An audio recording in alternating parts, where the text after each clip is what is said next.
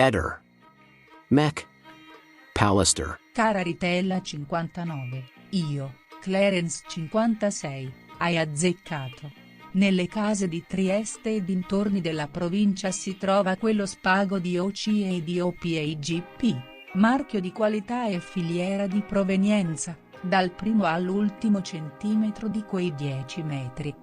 Che viene prodotto in stabilimenti dediti alla frantumazione delle scatole dei dipendenti esasperati, per una decina di metri ogni rotolo, cambiando poi ogni 10.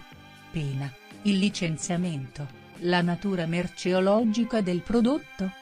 Ovvero, ogni 10 metri si cambia la quantità di canapa, di fibre varie così da mandare in confusione i sofisticati attrezzi tecnologici degli inquirenti, che quando scrivono spago compatibile con quello in casa Resinovic Visentini intendono proprio quello, mica sarà per caso compatibile con quello di una casalinga di Piazza Goldoni, o di via Giulia, o di via Verrocchio 4, la cosa con la finestra sul cortile, acquistati come provenienti dalla stessa partita nei vari AZ Casa di Trieste.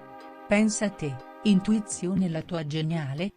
Dillo anche a Gabriella, che, magari, prima del trasloco in cui ha messo in vendita anche i calzini, valigia del trasloco leggera, poteva avere nel cassetto della cucina proprio una matassa di uno spago compatibile merceologicamente con quello di via Verrocchio 2.